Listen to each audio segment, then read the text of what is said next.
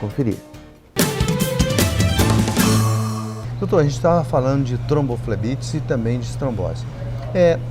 Já falamos o que difere uma da outra, e os sintomas são iguais ou são diferentes? São diferentes, são totalmente diferentes. A trombose venosa profunda, você tem um edema importante da perna, você não consegue pisar, é uma dor, a palpação.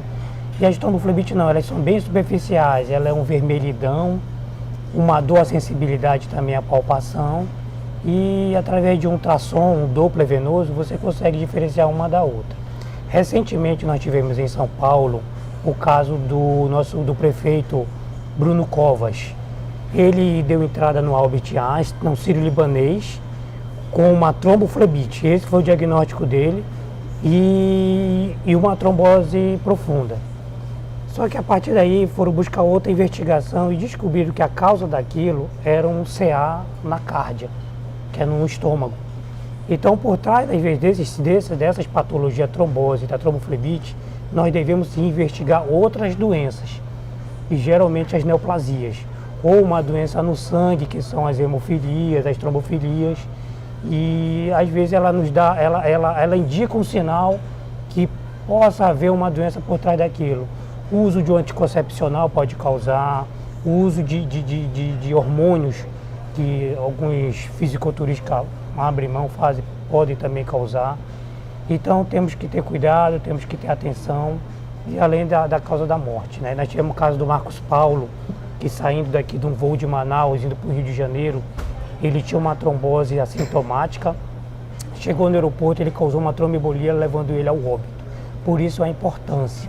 Voos de longa duração, acima de 6 horas, e que o paciente fica no voo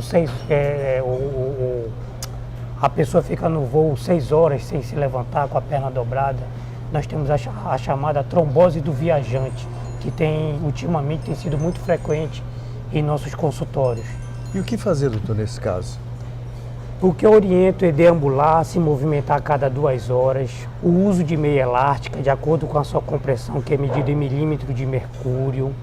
Às vezes abrir mão de algum tipo de medicamento para melhorar a circulação e evitar o sedentarismo.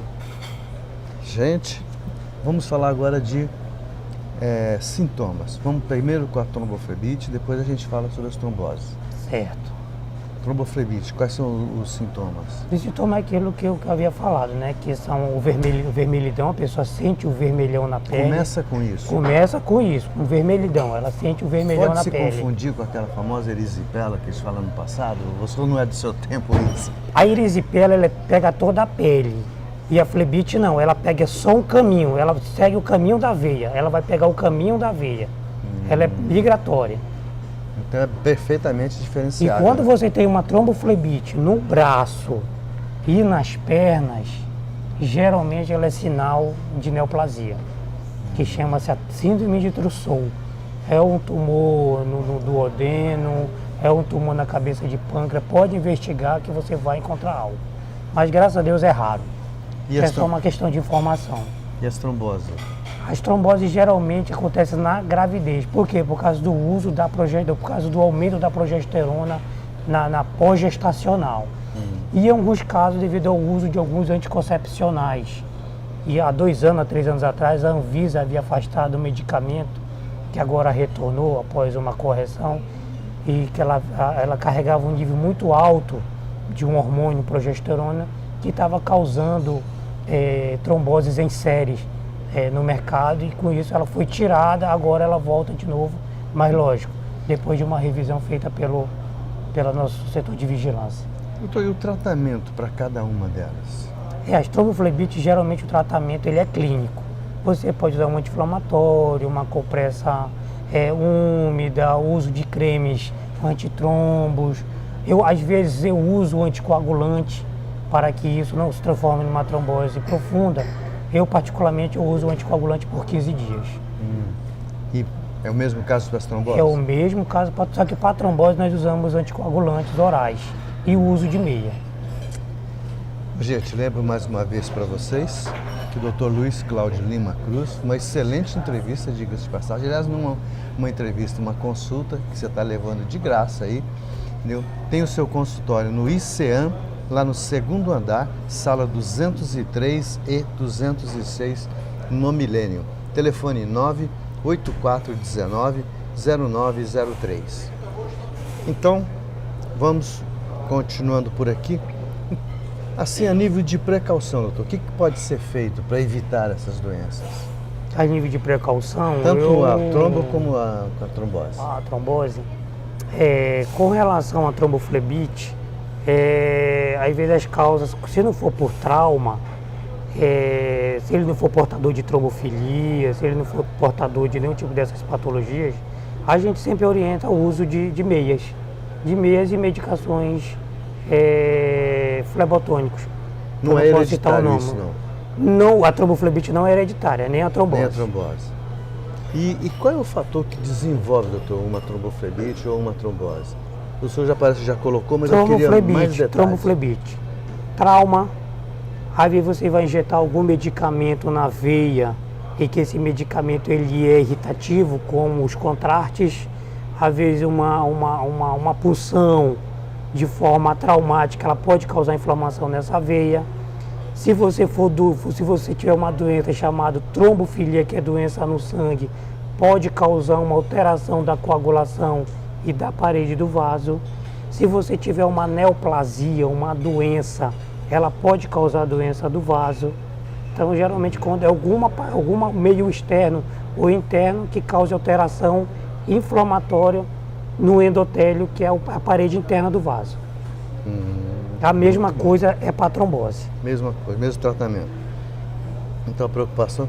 Agora, doutor, comumente a gente vê, mais principalmente nas mulheres, esse inchaço nas pernas, inchaço no tornozelo, e às vezes nem sempre a pessoa. Na gravidez é comum se ver.